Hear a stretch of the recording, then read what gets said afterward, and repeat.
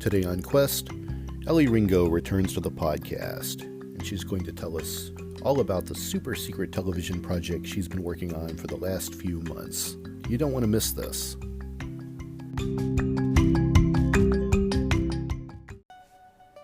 Life is a quest for logic and reason. It is a quest to find balance between science and faith. Life is a quest for knowledge and understanding. But most importantly, it's a quest for personal discovery. Whatever your quest, knowing yourself is the beginning of all wisdom. Welcome to Quest. Hi everyone, I'm your host, Todd Fischer, and welcome to Season 3 of Quest. A quest is a search for something, and this podcast will show you how we know what we know through interviews with people that have incredible stories of dedication and perseverance. To me, curiosity is part of what makes us human, and there's still so much we don't know. There's joy in discovery. It's what drives us.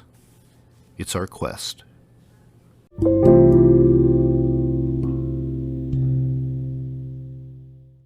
Hi, Elley. Welcome back to the Quest podcast. Hi, Todd. How are you?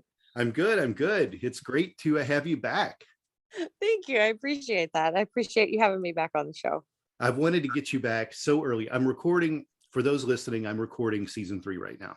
And they're coming out in, probably by the time you hear this, they'll already be out. But I wanted to get you back a lot earlier to record for this season, but you've been gone and you've been hinting about this on your social media, giving little teases, little glimpses. You can't talk about it, this mysterious secret project that you're working on for seemingly the last 6 months. It seems like, maybe it hasn't been that long, but it seems like it's been that long. Can you tell everyone about what this was, how incredible this was, what this thing was you were working on? Yes, I totally can. And when I first found out about this project, it was back in May. So, I mean, yes, it seems like forever. And I've just been given the go ahead as far as, contracts are concerned, because you have to be aware of things and you can't say things before you have permission. And so I went to Greenland for 3 months, and I was chosen to do so to go be a geologist on a reality TV show and documentary for the Weather Channel about being the first placer mining geologist in Greenland, and to go find a source of gold up there. So they chose 6 complete strangers from the United States, and we went to Greenland, of all places, to go and actually look for gold.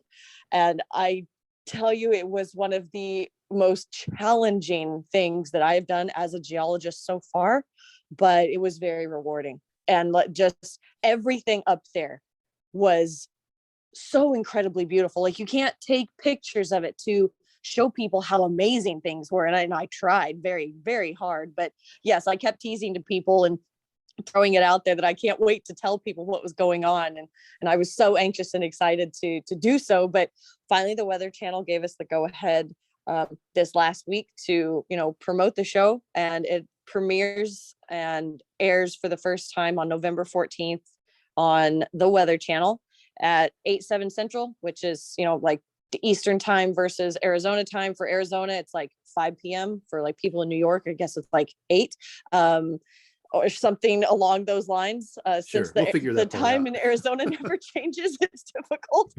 Because we don't have daylight savings time in Arizona or any of the above. So it gets challenging, but I'm super excited about it. For the first time, my mom, she texted me and she's like, "Are you sure it's going to be on the Weather Channel?" I was like, "Mom, that's what they've told us." And she texted me this morning and she's like, "Oh my gosh, we were watching the Weather Channel because we were trying to figure it out so that we could record it," because she has like Dish Network or something like that. And she's like, "They were advertising your show. We can't believe you're on TV." And they said how proud they were of me. So I'm extremely excited. It's a dream come true. And that was my big project. I was freezing my butt off in Greenland for 3 months over the summer. Now you're back to the 100-degree weather. I was going to crack a joke that you all don't have daylight saving time, and you also don't have thermometers that go below 100 degrees, right? This is very true. That's Although the future, right? 140 that is degree the days. future, yes. I watched a movie the other day. I can't remember what it was called now. It was some really terrible Hugh Jackman movie, I think. I can't remember where I watched it at, whether it's HBO or Netflix or something. And people only came out at night because global warming had increased the temperature on the earth so high that literally no one could go out during the day. So all activities happened in these cities at night. So at night, everyone was getting up. During the day, no one's around. It was really odd. And I thought, well, that's Phoenix right there in like probably 5 years. Yeah, no one will be able to go outside in the summertime in Phoenix soon. It will be that warm.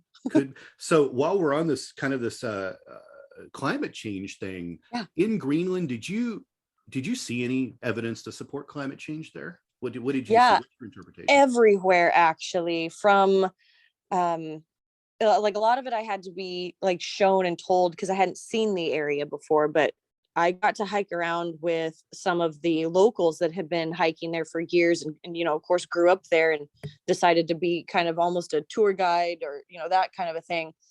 And one person in particular took me to the head of an ice sheet, and he'd said just in the past 2 years of him, going up there, the ice sheet had receded like a good 30 feet from just the top of the ground where it should have been, where he showed us this line, and 30 feet down, then that's like every direction you can imagine. And he said it's amazing that I'm seeing this in real time. I'm seeing this of it in my lifetime. And one of the kind of crazy things that happened there, for the very first time in history, Greenland received rain at their highest point. And they didn't even have a way to measure the rainfall because there's nothing to measure rainfall there because it's never happened before. Wow. So in any history period, the end, they've never had rain there. And I was like, oh my gosh, like this is my lifetime that I am seeing this, that, climate change is real. Global warming is something that happens, and there's a lot of things that play into that. And so that's one of the biggest reasons we were going up there, is the ice is receding so much on the ice sheets that it's uncovering ground that no one's ever touched before.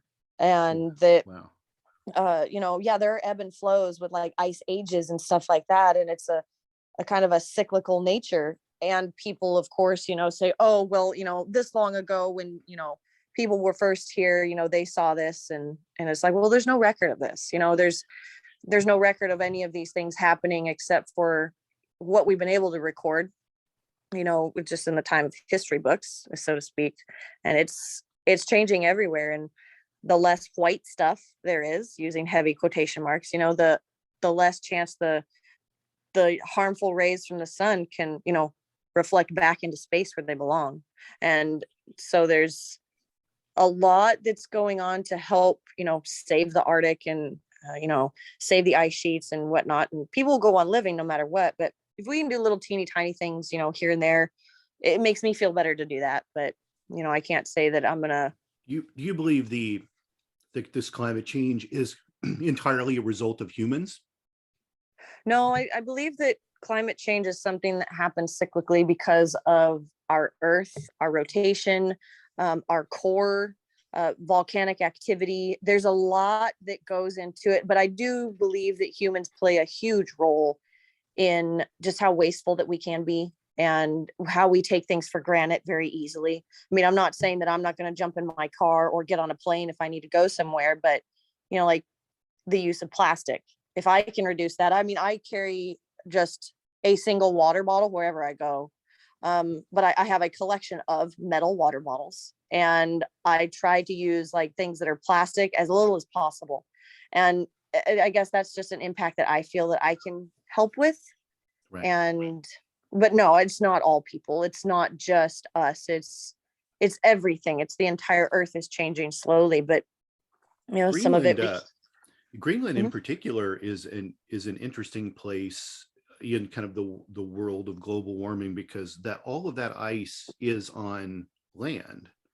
Yes. So when we lose that ice into the oceans, that's what contributes to to ocean level rise and Yes. potential changes in the currents and kind of that whole Yes. engine that works there. That's what's different about that versus, say, Iceland, right?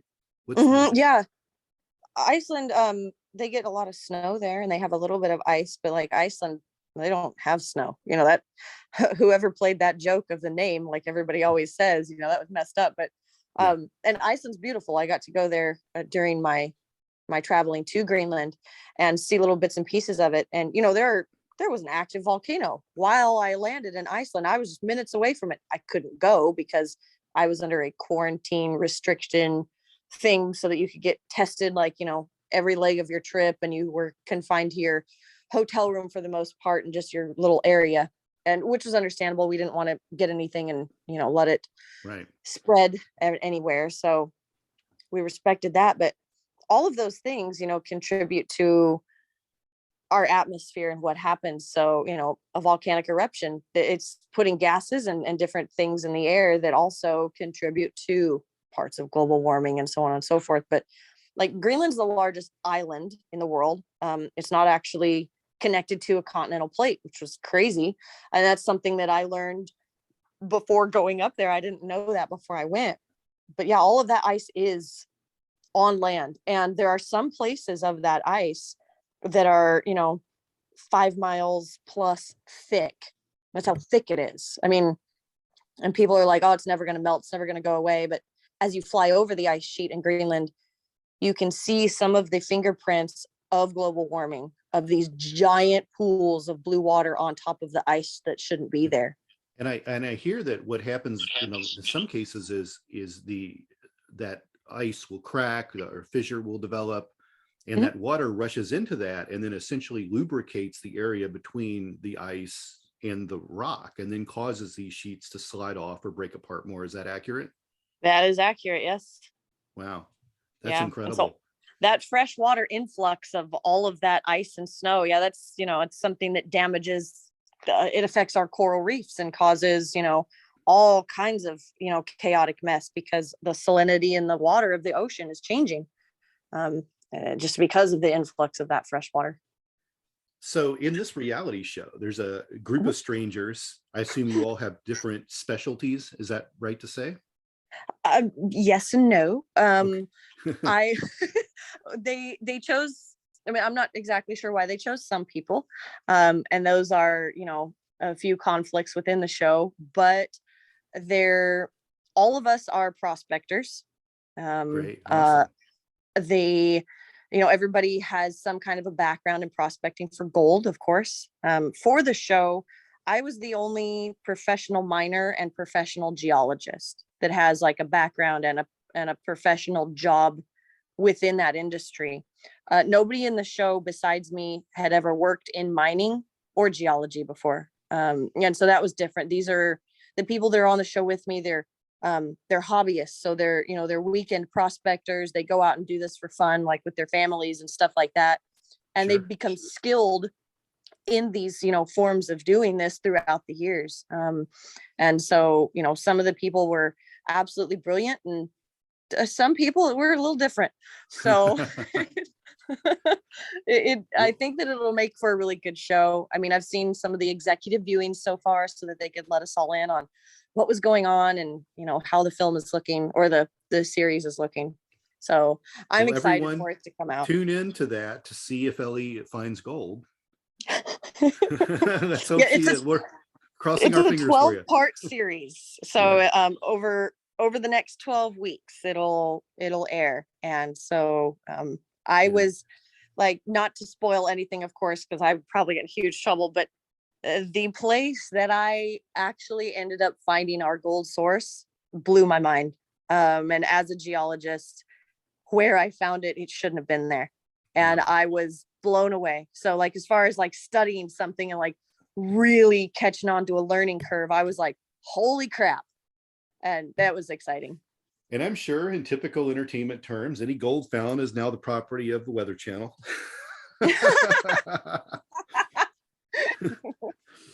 Anyways, Weather Channel's listening. I'm sure I just lost a sponsorship, but No, no, not at all.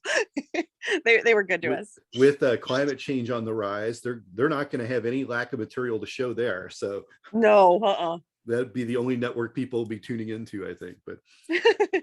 But yeah, so that's great. So I'm excited for you. I kind of maybe knew a hint of what you were doing, but you were certainly hinting to all your fans this whole time and showing these beautiful locations on occasion, and sometimes just showing it, the wall of an apartment saying I'm in an exotic location. So but now we know and we can tune in.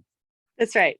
But I wanted to have you back because I wanted to kind of maybe get into some myth busting today. The first, for those who haven't listened to your first interview, we kind of just did a crash course in geology. In fact, you got me started on my first rock collection, which now I know, that was so exciting. Yeah. And your nephew, oh my gosh, I was so touched. Into it. Yeah, he's getting into it, and I didn't realize how much he would get into it just so quickly. And then he subscribed to you on YouTube, and he's collecting his own stuff, bought a little rock kit, and I love it. He's into it. So your influence is spreading. That's absolutely amazing. Your parents have been telling me, thanks a lot, because now everywhere we go, the bottom of the floor of my car is covered with rocks, and this is your fault. We need to start a little club. I'm gonna have my nephew start a little club. We'll call it, I don't know, Ringo's Rangers or something. We'll come up with some catchy name. I mean, everything with Rockhound's taken, so let's go a different direction, I think. But yeah, exactly. Ellie Knows Rocks was something that I came up with Summer, and she helped me develop all of my social medias, and yeah, everything for being a rock hound or rock clubs and whatnot. Yeah, that is all taken. So if you come up with a real clever name, let me know. Yeah, and we'll get some kids out collecting rocks. That's right. For sure. Well, I've got a couple things that I wanted to kind of put in front of you that I just want to kind of talk about whether this stuff could be real or not. There's a million artifacts and relics out there and fossils being found, and 6 of one, 1/2 dozen of another. You can always find someone who wants to prove it and say this is absolutely right. Another person will say this is crap and this is not real. So I wanted to just touch on a couple things that are kind of popular and timely people are discussing. And the first one is the London hammer. And I'm just going to go ahead and just kind of tell the audience what this is. And they can go out and they can Google search it and find all the information they want on it. But the London hammer is also known as the London artifact. And it was a name given to a hammer made of iron and wood that was found in London, Texas in 1936. And part of that hammer is embedded in kind of a limey rock, concrete, it's fossilized, whatever that might be called. And it kind of begs the question of how a man-made tool could come to be encased in rock like this. Now, there are people that say that the rock that surrounds this hammer is said to be more than 100 million years old, suggesting that the hammer was made well before humans could have made such an object, before maybe even an object like that could have existed. And of course, the creationists look at this as a pre-flood artifact. And it's actually in the Creation Evidence Museum now on display. Yeah. So I want to kind of talk about this because despite some of the creationist assertions that the hammer is a pre-flood relic, there's really no clear evidence linking the hammer to any ancient formation, really. It's like there's not really any science, and they're not really willing to turn it over to scientists to really examine it more thoroughly. And there are some people, so a lot of the skeptics mainly talk about its artistic style and its condition, the condition of the handle specifically, suggesting that it's maybe more historically recent. So I wanted to take this to you because I know you go out to mines and looking around for things all the time. And I imagine you've probably found coins or nails or something probably encased in some kind of rock. And I wanted to ask you how this can happen. Is this possible? Could this be 100 million years old? Is it plausible that it could be a pre-flood relic? Is that even possible at all in the realm of possibility? Or is this something that's maybe more recent that something's happened, some form of pressure and mineral has made this what it is? You tell me, what do you think? Well, I'll break this down into a couple different parts. First off, I want to state I'm definitely not an archaeologist, but I do have a well-rounded knowledge of archaeology and such. And so as far as, when the artifact was done and in what shape it was. I couldn't attest to anything that was, going to really give good insight. However, the second part, thinking about rocks, if people are going to say, this specific rock or whatever is 100 million years old, we're just going to leave that as our basis. I'm going to step back and go to a sandstone. Sandstone is made up of little teeny tiny bits of quartz and feldspar, which weathered off of another rock. And, they were ground down and, through the weathering process, they were turned into little teeny tiny bits and grains of sand. And then over time, wherever they landed, they created these layers of sandstone. So through any form of, pressure and usually, water and some form of a concrete material, usually it was a silicate, sometimes a calcite base, sometimes it was a clay base, but that made up these sandstones. That sandstone is given a specific age, correct? And that age comes from when that sandstone was, or when the grains of sand are dated. So it's going to kind of have two different ages. One, it's going to have the age of the grains of sand, which are much older than the actual sandstone itself, because it took however many thousands of years for those grains of sand to become grains of sand. And then it took another X amount of years for that sandstone to become an actual sandstone. So the age of a rock and the age of a formation are two completely different things as far as I'm concerned. Just because the dating of a specific mineral, again, is going to be far older in a conglomerate or a sandstone or a concretion type material like we're talking about than the actual formation itself. Right. So if they're saying that, this is dated back to all of these ages, then the particular material they're testing might be that old. However, if weathering processes happen and that material has been dug up or moved or weathered into a different area and then re-solidified, that gives it a completely different age. And if you think about mudstone or even just mud itself, if you go outside when you were a kid and you played with a bunch of mud and, you made a mud pie, say you stuffed a rock in the middle or a stick like I used to do, put a little flag on it, whatever you would do with it, that mud becomes solid, right? Right. As soon as the water evaporates and all of the mud and whatnot solidifies together. Yes, some of that to make up mud is an organic material because of dirt, but most of it is sand and clays and the likes thereof. It re-solidifies into something that is hard. It doesn't negate the fact that the material in there is a specific age, but I just made that mud pie yesterday. But right. Those grains came from somewhere else that are thousands upon hundreds of thousands of years old. So right. That's where I start to think about this, like limey concretions or even sandstone concretions. They can be 1,000 to 100,000 years old.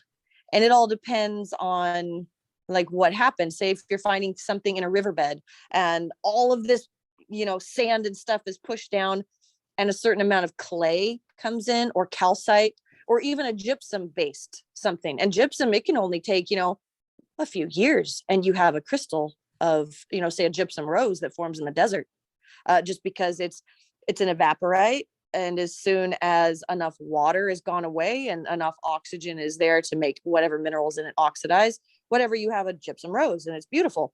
It only takes a couple years. And so when you're making something like that, kind of a limey concretion, depending on what the constituents were that kept it together, it doesn't have to actually be that old. And so I understand that people are like, oh, this is so old. And I think that those are the people that are more on the side of maybe a greater conspiracy, saying that since we've found this in this type of material, for the laymen that don't know how to break that down, they're going to instantly fall into that category of saying, oh, wow, this is such an ancient artifact and on and on. And I'm not to say how old the artifact actually is, sure, but it doesn't mean that the rock is going to be, dating back to, before man was even around. And so I'm sure there's people out there that are saying, oh my gosh, it's alien, right, or, something like that, which, to say that it could be, who knows? But if they're trying to say that it was early man or, ancient man, yeah, it could very well be. And Now, it just, now you Mhm. saw I've sent you some links to it, and you saw pictures of it. So Mhm. you've seen what it looks like. Yeah. Does it look like it would have been found naturally like that? Would this be something that someone could create a hoax with? Could you hoax that today? Yes. You could. So Hands you down. could replicate that. Yeah. Okay. If you had, say you had an ancient tool that was indeed found in a certain era or, whatever, I'm I'm blanking out of whatever even time frame to use, but if you wanted to create Could I something put like that, let me ask you this. Could I put my iPhone in something that would make it look like that, and then tell everyone yes, iPhones were around 100 million years ago? yep, you could. Hands down, that would totally be viable. And depending on what lab I got to analyze the silica that was in it, I could get 100 million year. I could produce pretty much any results I'd want, right? Yep, depending on the minerals that you used and the type of material you used to, squish it all together to make a concretion. Yes, you could say that iPhones were 100 million years old. I don't know if anyone in 1936 was thinking along the lines of hoaxes like this. Maybe they were. I don't know how far back hoaxes go, or what people were doing to get a particular point across. There's not a lot of history behind the family that found it. I would say they probably weren't going for a hoax, honestly. I mean,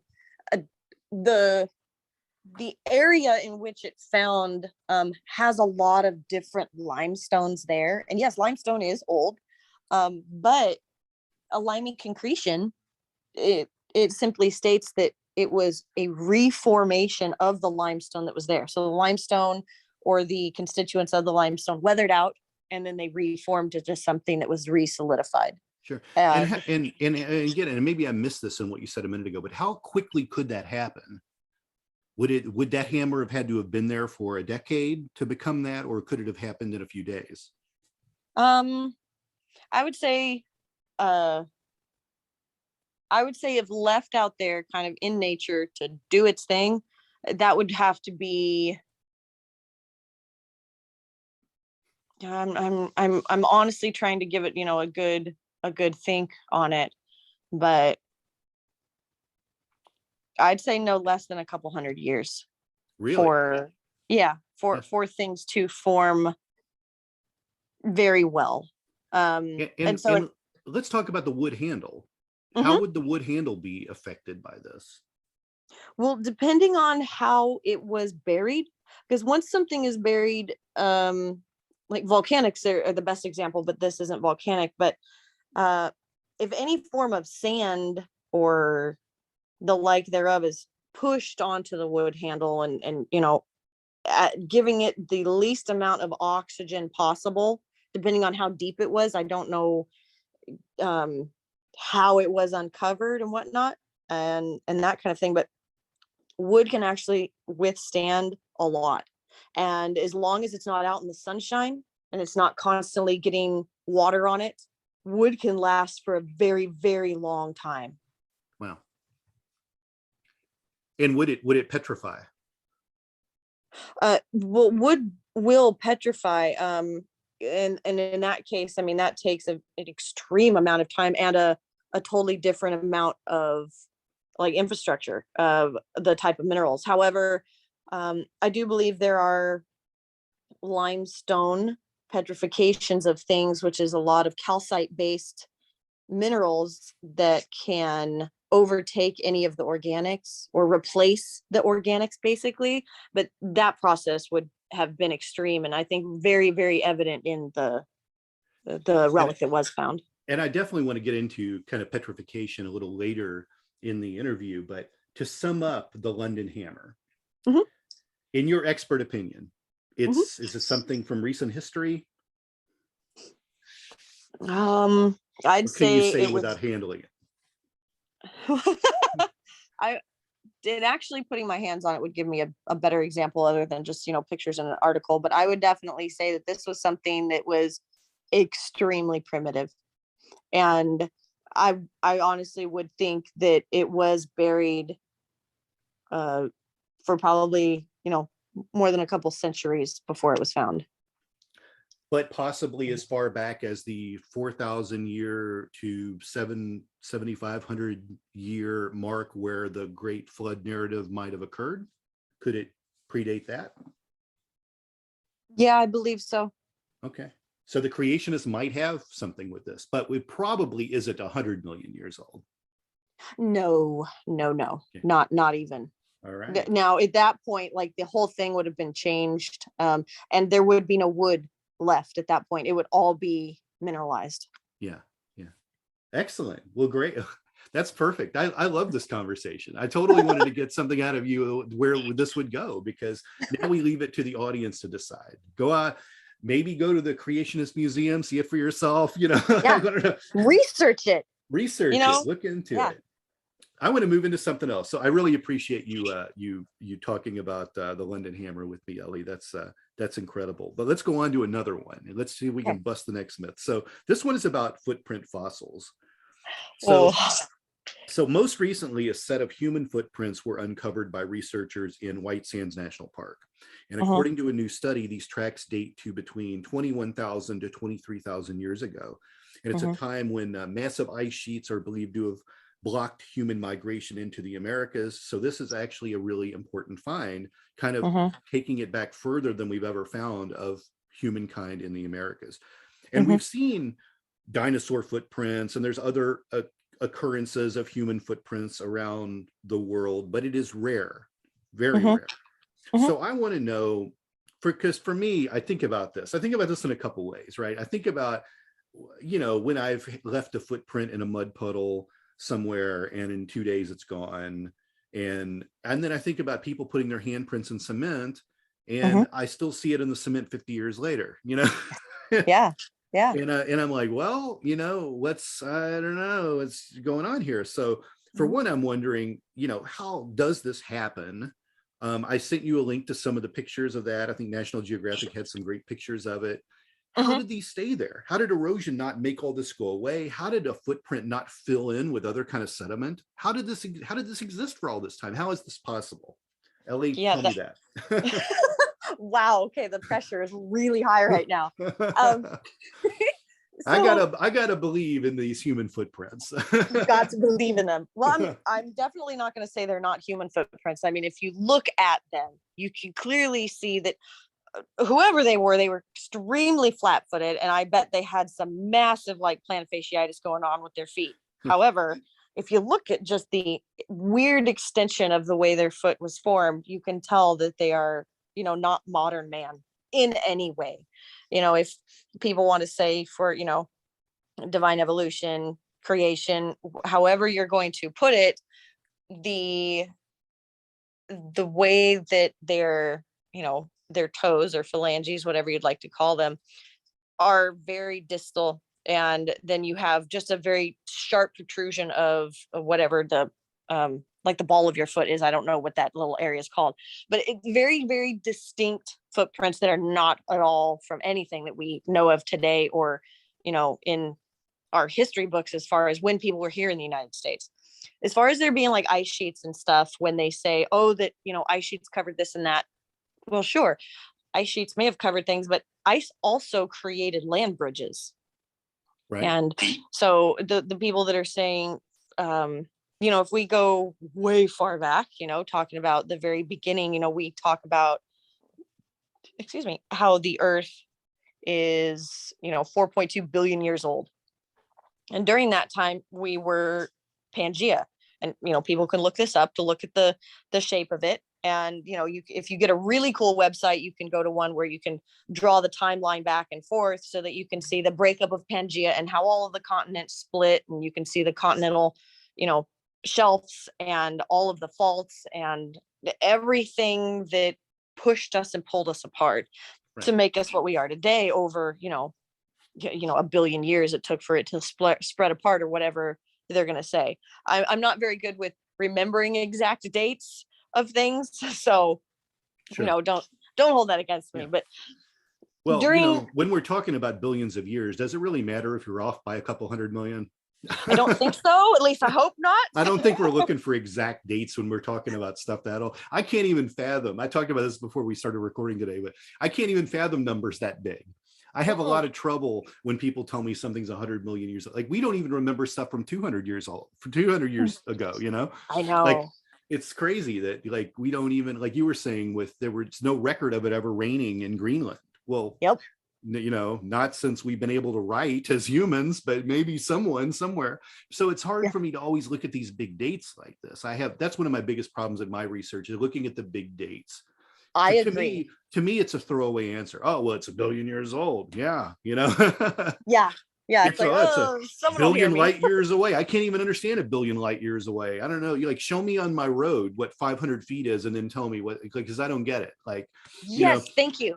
Yeah, I agree. The brain can't comprehend that. Human brains can't comprehend that. And I feel like that's always a good throwaway answer for scientists that don't have a real answer or real explanation. It's like, just don't overthink it. It's that way. It's this fast. It's that old. It's this, you know, because they give you something you can never mathematically actually really figure out, and you can never actually go there or go back in time or go out there to get to it. You know what I mean? Anyways, totally rant over. let's go back to footprints. Very good rant, though. So ice bridges have been a thing in, you know, huge ice ages. And if you look, you know, continents have been bridged through ice ages. And so to say that, you know, it was before people could be here, or before any people were known in the United States and stuff like that, or in the North Americas or South Americas, broader terms are better. That there's not to say that there weren't little bits and pieces of area that was exposed, of wet areas that were exposed. Now, going back to talking about concrete, yes, you can, you know, concrete, as I believe we talked about before in our first episode, it's a man-made rock, essentially. Yeah. It is made up of everything that is 100 to 1 million years old. And you know, if you're talking about mixing rocks, some of them are 100 years old, some or 100 million years old, some of them are 1 million years old, you know, and so on and so forth, to make concrete or even stucco, or, you know, whatever it is. It's little bits and pieces of things that were from the earth that we just figured out, if we mold this together with water, oh my gosh, we have a whole brand new thing.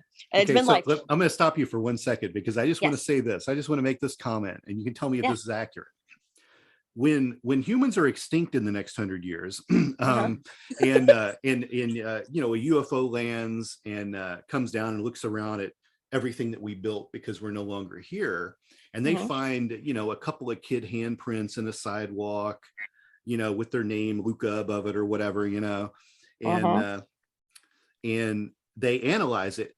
Are they going to say, wow, this was made 100 million years ago? Quite These possibly. People lived on this planet 100 million years ago. Yeah. I mean, you know, I just want to be clear that we could be 100 million years old to someone in 100 years, you know? You know, that I don't find that as far-fetched, I think, as some people will. And just because, the concrete, even though there are things where you would be able to date when the rock was, you know, gotten wet, or when it was formed, and how long it was when it was hardened, and that kind of thing. There are ways to, you know, date all of that. But essentially, the rocks that make up the concrete and the sand or whatnot is that old. So if they wanted to go there, oh my gosh, you know, that, we could be ancient to aliens in a couple hundred years. Yeah. Okay. Well, I just wanted to make sure, because this, again, as I was saying in my conspiracy theory about ages of things, you could interpret a 20-year-old handprint in concrete as something that's 100 million years old, depending on, you know, what other material, I guess, whatever other evidence there was around there to support it, because, you know. Yeah, exactly. It's so it's fascinating. Hopefully brains the kids are exploding don't out there with my audience right now. Brains are exploding. Don't kill us, please. Don't hurt us. We're just having a conversation. But anyway, I didn't mean to interrupt you, but I just wanted to figure out, you know, if that was possible. Well, yeah, exactly. And so the theory goes back to, like, say if I have been, because as a kid, I did all kinds of little experiments, like just for myself, because I didn't know what I was doing. It was just fun. I didn't know that it was an experiment, quote Sure. unquote. And so I would, yeah, I'd push my hand into a mud pie or into next to a puddle to see how long it would stay there and see, how hard it would get and how it would, solidify and that kind of thing. And the last a week, it might last longer, depending on who was there and who was going to disrupt it. So, say that there was some kind of rock. I don't remember the type of rock or stone that they said that these footprints were in.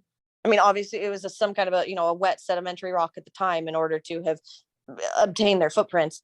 I Right. just don't remember what it was. But again, if that was just there and solidified slowly, sure, that can happen.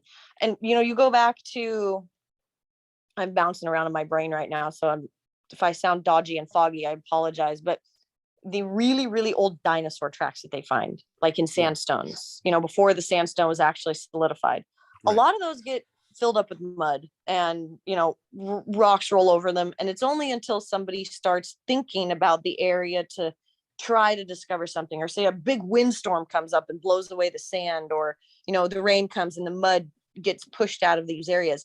That's how I feel that, a lot of these things are found, is one, by accident, but two, because somebody just was like, I'm going to research this area because of, X, Y, and Z. And they end up finding some crazy thing that they didn't even think was going to happen. And to say if they were there, if they were, 21,000 years old, I think that's what they're saying. Yeah. I would not put it past it. I wouldn't say that couldn't happen. And when things, let's say the footprint happened, and then whatever material that was relatively quickly froze because it was an ice age, right? So the weather's constantly changing, but maybe on the particular week or whatever that the people were migrating across that area, maybe for some reason nothing was going on. And maybe it did freeze. And after freezing, solidification started to set in over, X amount of years, because yes, like sandstones, things are concretions, mudstones, things like that. They don't take as long to form, say, as like, a plutonic granite or something like that, which is, Right. hundreds upon hundreds of thousands of years old that it takes to solidify and then push through the earth, blah, blah, blah. But these softer materials that, yeah, could accept a footprint, and the way that it was there, I would have to say probably stayed there because it froze and then solidification set in, and then maybe was covered with snow for, who the heck knows how long, and then mud and water, and it was just happenstance that people are like, holy crap, that looks like a toe, I should clean that out, and then found a footprint. I'm sure that the person that found it was like, holy crap, because I guarantee it wasn't that clean when they found it. Yeah. Mm. So I have a couple other kind of side questions with that. You bet. So I guess the first thing I'm wondering is how they're getting these ages. Because again, Yeah. we're talking about how things are aged and how they're putting this. So just kind of a little bit of the, when humans populated the Americas has always been debated. Yes. And a lot of people think it occurred no earlier than about 13,000 years ago. But these discoveries have happened all over. So, for instance, in Chile, they found some that they believe are 18,500 years old. There's a site in Texas that's around 20,000 years old. There's different places where they've found other types of human, activity or footprints or whatnot. Yeah. So where are they getting these ages from? So without any organic material, which is they only have stone. So, I guess this is more of the difficult part. All of the rocks being dated have a certain half-life. And that's how they get these certain ages of rocks and so on and so forth. But the actual age of them could have been deduced because of the shape of the specific footprint, and tracing that back to any form of a footprint that looked the same that they've seen in other areas. So they or, may you be know, dating this based on early man more than the yeah, ages of the rock. because if they were dating it based on the ages of the rock, like the London Hammer, you know, they're thinking it's super, super old or whatever, and saying that the rock that it's in is, you know, 100,000 years old or whatever it was that they were saying. That's incorrect. You know, the minerals within the rock that formed might be that old, but it doesn't mean that that rock didn't re-solidify into something else to be a younger actual rock with older minerals in it. Sure. Are you following? Does it make Yeah. sense? Oh, yeah. Okay. So, you know, like with the footprints, I would say that if they're dating the rock, then they're saying that, you know, the people were here, you know, a billion years ago. That broad blanket statement, you know, because if they wanted to say it like that, you know, they're going to say, oh, man was here, you know, a couple 100,000 years ago. And it's like, yeah, there wouldn't be much other corroborating evidence to support that that's out there. But let me ask you another question. What does that say? So, you know, the Southwest is kind of your territory, and at White Sands, at that national park, what are we looking at 20,000 years ago in White Sands? How did they make the footprints to begin with? I mean, isn't this all, number one, a footprint wouldn't stay in the sand? Isn't it rocky and deserty? And was it like that then? What actually was able to allow them to make the footprint in the first place? And why aren't we seeing more than just, why are there only two sets? So yeah, that is funny. That is what is bothersome, is that they haven't found like a whole herd of footprints, which is weird, right? Yeah, and that's they step what in a made puddle. Is that all they did? You know? yeah. Is that what happened? Did they step in something that, you know, caused it to stay there? So White Sands, New Mexico is actually an area kind of like the salt flats outside of Salt Lake City. There's no salt there. If there is, there's micro amounts, but that's what they call it. It's gypsum crystals. And so a lot of those deserty areas like that have a ton of surface gypsum. So if you get it wet, you know, it turns into this very kind of a slick sort of a layer, especially because there are clays out there also. There's a lot of, I don't know if it's smectite or kaolinite type of clay, but basically it's weathered down feldspars that have come out of the mountains surrounding these areas and have blown into these flatter spots. But because the gypsum is an evaporite, and because, you know, these areas do get covered with a ton of water at any given time, depending on rainfall and whatnot, it doesn't really absorb into the ground because it's all clay.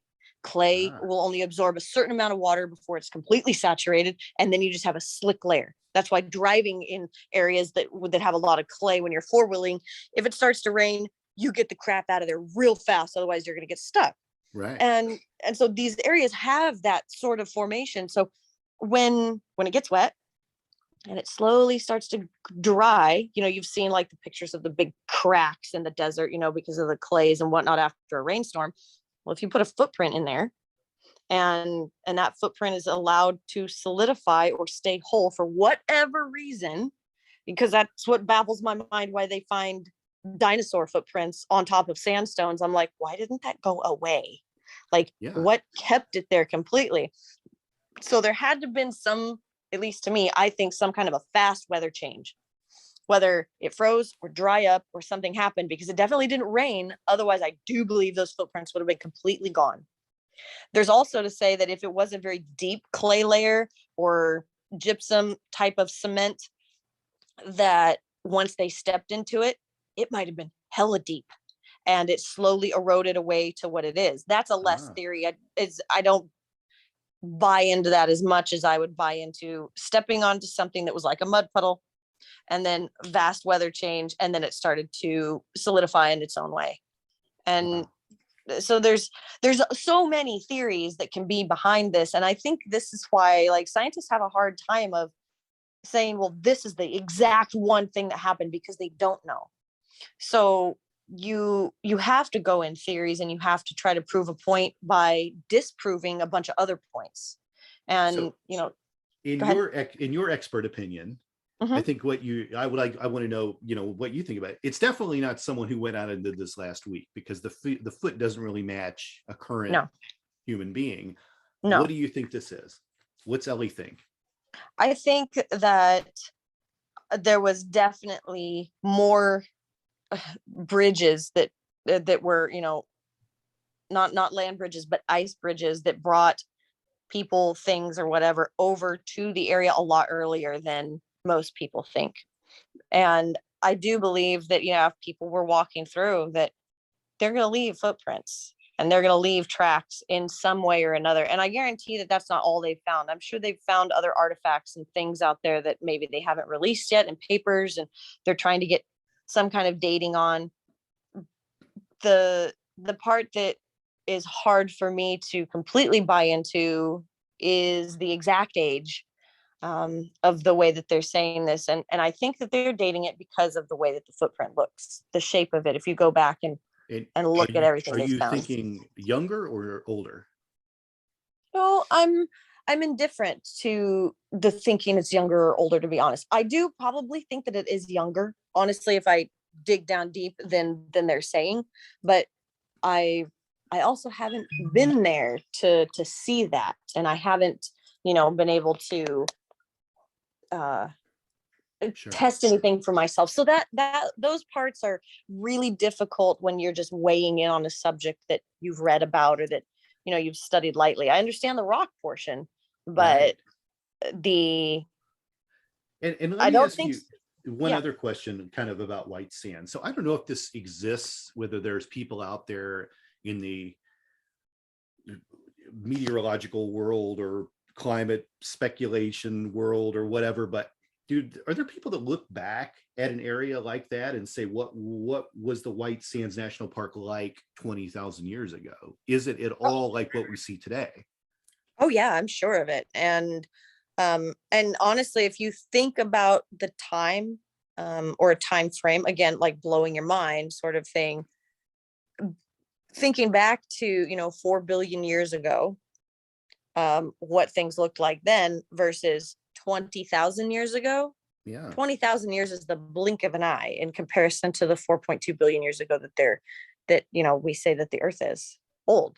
So 20,000 years is nothing. I mean, I have found like artifacts and things like that from natives and very primitive people in California, and I take them to get them dated, and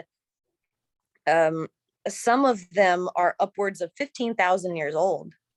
And so, and then that doesn't really, blow my mind. I'm like, wow, then these were like the first of their kind to be here making a tool in this area. And I find it fascinating. So to say that people were here 5,000 years before those particular people, I don't find it far-fetched. I think it's interesting to be in places where I understand and know this was a dry river bottom, or this was a dry lake bed. Some things you can really kind of decipher that way, and then you think go back 8,000 years ago, and you think, well, where you see the pyramids, where you're at in Egypt, this was lush and tropical with palm trees, and and it's crazy. Just in actually relatively short amount of times, there can be drastic changes in what the environment looks like. So I'm curious, because you have to think about that too, is why these footprints that clearly, obviously must have just been a mud puddle or something, because we don't have a bunch of tracks. We don't have them walking in a certain direction in this area, which would be very difficult for people to survive in today. It had to have been a different type of environment, Yes, exactly. Yeah. Well, anyways, that's fascinating. I really appreciate you kind of going into that deep into the pool with me on that one. I really appreciate all your input on it. So I got one more. Do we have time for one more? Yeah, sure. All right. So this one is probably the one where we're really not going to have any real specific answers, but I just really want to open it up for debate. And this is about dinosaur fossil organic matter, which is kind of a big thing people are talking about now. And paleontologists are finding more and more organic material in dinosaur fossils with as much detail as being able to see even the smallest cellular structures of it. And I Yeah. wanted to kind of dig into this a little bit because, there's a lot of ways in which the conspiracies unfold with this kind of thing. Some people saying we're very close to a real Jurassic Park because we're going to get the DNA from these things and we're going to, and there's other people saying, especially in the scientific community, very much questioning the dating process of things like this, being that organic materials shouldn't be existing in things that may be 100 to 400 million years old, that this shouldn't even be there at all. So I want to kind of go to the basics first. And generally speaking, a fossil is really an impression of a prehistoric organism, and it's really kind of preserved in a petrified form. And I might not be saying that exactly correct, and you can tell the real answer, but I want to talk about the petrification part of this and that process of what happens to the organic matter, or maybe what these people might be finding. Can you go into that a little bit? Yeah, totally. Well, like petrification and silicification of organic material is actually awesome to me, just because petrified wood is my favorite mineral, and it's also my favorite fossil. And it took people, I think, a while to realize that petrified wood was a fossil. And just in, like, when you tell people in general, they're like, oh no, that's not a fossil, it's a rock. It's like, it's definitely not just this. Think about it. And so if you go back to thinking about how these things get preserved, and even this covers both petrified wood and dinosaur bones and other fossils, a lot of this happens because of volcanic activity. So any form of volcanic ash, or volcanic silica, basically volcanic ash is silica based, and so it's very, very, very fine little particles. And when it covers something, it completely, immediately voids it of all oxygen and anything surrounding. So it preserves it instantly. And that form of preservation of like a carcass of a dinosaur or something like that, is going to preserve whatever's there as best it can. And so slowly the process of petrification through silicification starts to happen. And basically that means that an organic material is being silicified or replaced with silicate based minerals. And a lot of oxides come into this, but there's no oxygen that is getting to this matter. And the only thing that is getting to this organic material is mineral enriched fluid that either has come up from the bottom of the ground, depending on the area, or is going through the ground that has now covered it and is picking up all the minerals and then depositing them in these areas. So for things like petrified wood, they have even deduced cellular structures of different pieces of petrified wood, depending on where they were and what type of petrification happened and how quickly. And again, that all just depends on the environment. So if that is happening to a dinosaur, the same thing is very, very possible. The entire structures of the whole thing is going to be silicified and replaced with that silicate material. So if they're finding matter that they can date or look at and see, that's amazing. It does, however, baffle my mind, though, that a cellular structure, as far as like staining or actually being able to viably see, is the age that it is. Just because, if you think about these processes that happen, I mean, it takes so long for petrification of something to happen, and for them to find cellular material that can actually produce how old the chromosome is, that's insane. And so if they do start to do this, then I imagine they're going to want to look at these areas more in order to find DNA strands and to see, but DNA is not supposed to live that long. Yeah, exactly. And I think one of the most current finds was that of cartilage, to Yeah, finding yeah, that's intact right. cartilage. And so there more and more things are being found. And that's why you hear a lot of, particularly people in the medical community working as scientists, that are talking about, wait a second now, you're getting into things that really can't be lasting this long. Yeah. And their approach is, well, maybe this stuff isn't as old as we've always said it was. I, Mhm. something you said that was very interesting to me is with the volcanic ash theory. I want Mhm. to take this into a couple of different places.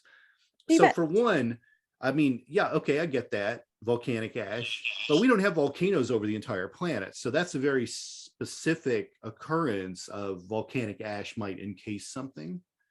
And even Mhm. then, I'm very curious about this too. Let's maybe address like Vesuvius and Pompeii. Okay. I've never been there. Always wanted to go there. It's on my bucket list of Same. places to go.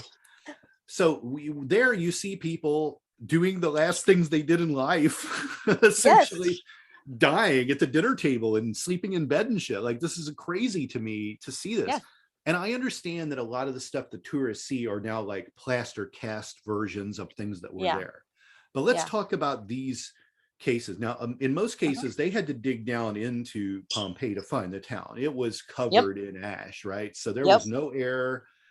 I Mm-mm. mean, and I've had, like, I've got a little vial of volcanic ash from Mount St. Helens, and Oh, you awesome. definitely can tell, uh, you know, how fine it is. Like, you definitely would Yes. not want to breathe that in. You are dead. You know, Yes, like, it would cut your lungs to pieces. Yes. yeah. So like, very dangerous. This ash is like, Mhm. really, like, you can't really imagine. Volcano movies don't even do it justice. It's like No, not shredded even. newspaper and stuff coming down. It's like they never get No. it right, you know.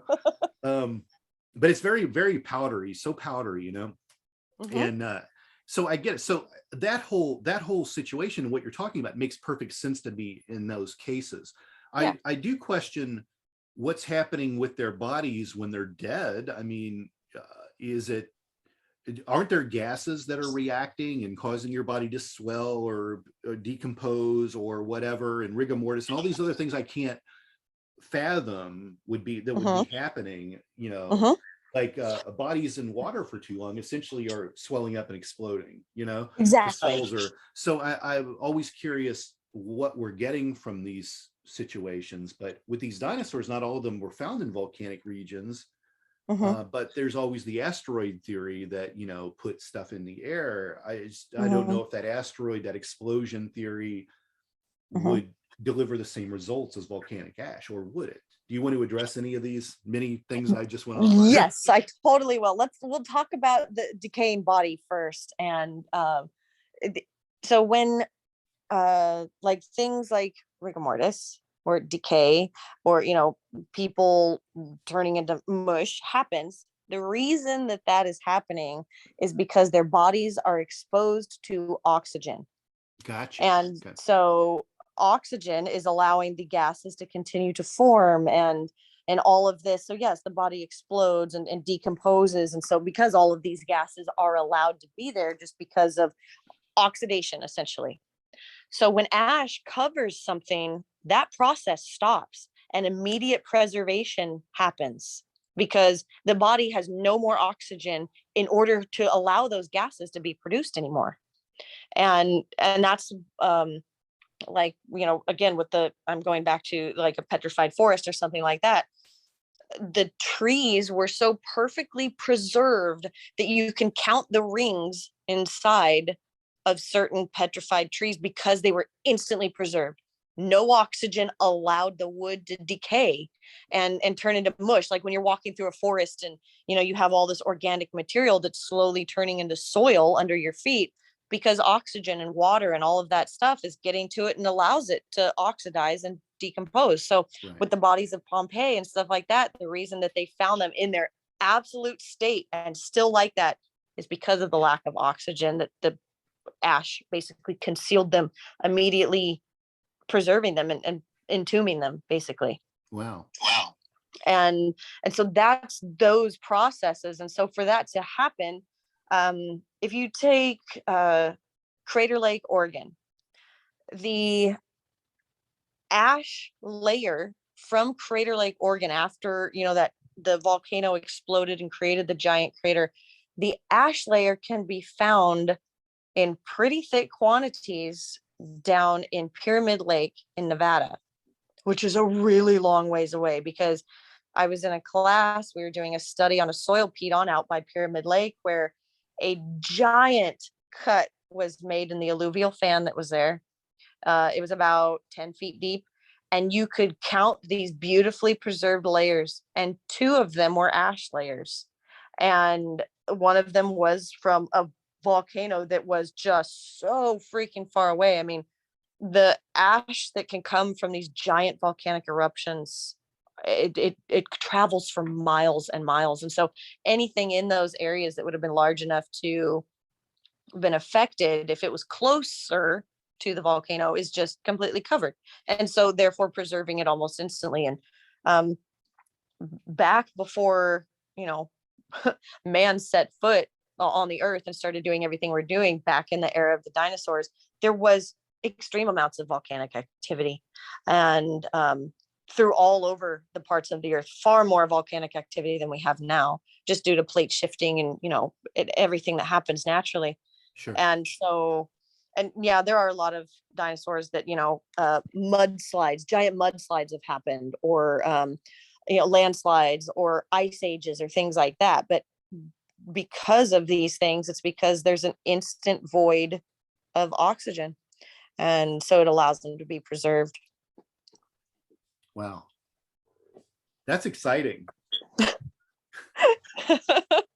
I'm gonna have to take you to Pompeii with me. So well, I really love I don't know, I'm a nerd, so and you already know that, and I hope that your viewers know that too. But I love the things that have been petrified and fossils and stuff like that. And so knowing just a little bit about them, I can go on just on a tangent almost for just the little parts and pieces that I know of it. And so the mystery here, as we start to begin to wrap up the podcast, the mystery here is whether any of this organic material could really actually be in there survive and survive, and how old it would be. And that's the Mm-hmm. $20 million question here, right? Well, I'm thinking that somewhere along the lines, if this is the way that the science community is going, I believe that we've misdated a lot of stuff. Is it plausible the dinosaurs were here just 40,000 years ago? I want to say yes. No, but the woolly mammoth was really kind of a dinosaur in a way, and it was here in recent history. Oh, heck yeah.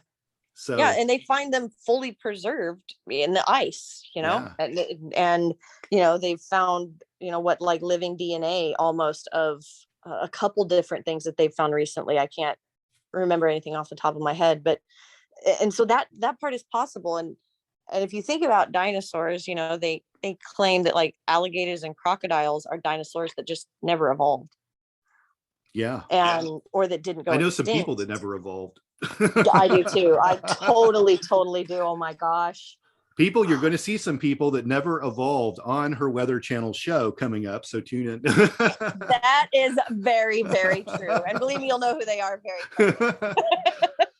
But on that note, so I'm so proud of you for the TV show. I can't wait to start watching it. Everyone tune into that. And Elley, how do people find you out there in the interwebs? Tell everyone your social media and all that good stuff again. If people want to find me on the interwebs, my rock stuff is all at Elley Knows Rocks. And so I'm every social media you can think of. That is definitely my handle, including my webpage and YouTube. And then TikTok, if they want to find me, TikTok, I think. Yeah. Oh, definitely on TikTok. Yeah, that I'm a huge fan of TikTok, and that's Elley Knows Rocks. And then you can also find me at Elley Ringo. And so I'm all over the place, and I am starting my dynasty of all kinds of stuff. Sure, of course. I know Ringo's Rangers. We're going to be starting that soon. So that's right. Tons of those little kids just grabbing those rocks and pissing. That's right. That's what we want. Start picking up the rocks, and don't bring plastic bottles. That's right. Elley, I appreciate you taking this deep dive with me today on these things. I always find this stuff really interesting to talk to someone who knows what they're doing about about this stuff that I find interesting and fascinating. I don't really have a use for it in my metatomics world necessarily, but they're things I speculate on, you know. And I've seen so many cool little artifacts and relics, you know, through the years. And, you know, some of them you kind of would take on source. A lot of Vatican archive stuff that I got to see. And they, you know, they say it's one thing. And, you know, I'm like, well, I don't want to say the church is wrong, you know, so I'm just going to take their word for it that it is this old, or it belonged to this person, or it was that. And you're wondering, you know, is there really a splinter of Christ's cross that they have? You know, is the crown of thorns real? You know, is there genetic material of Christ that they have preserved somewhere? You know, like there's a lot of really interesting stuff out there. And every time, you know, articles like this are found, you know, I'm not one of those people, like, I'm not like the Ark Encounter guy in Kentucky who's like, the earth is 6,000 years old and dinosaurs were around then. He's got the dinosaur. Like, I appreciate what he did with his Noah's Ark display and what all that is about. But, you know, I'm not exactly sure I can buy into the fact that these things we're finding are also 100 million years old. So I'm trying to figure out where it all falls, you know, because I think you really split the public when you come up with these people, when science in general comes up with such big leaps, you know. When it could be something more recent. It could be. You know? And I often wonder if science has an agenda, you know. Sometimes I do too. The other thing. But hey, thanks for coming out today and doing this. Let's do this again soon. Hope you keep coming back and being a regular. And we do this more often. Well, thank you so much for having me. I so appreciate it. Take care, Ellie. We'll talk soon.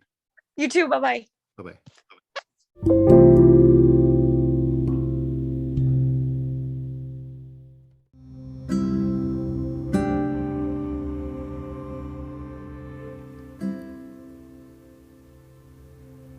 And there you have it.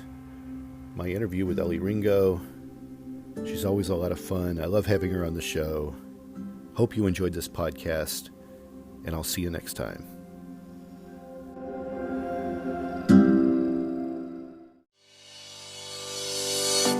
Thank you for listening to this podcast. Please be sure to rate and review this episode.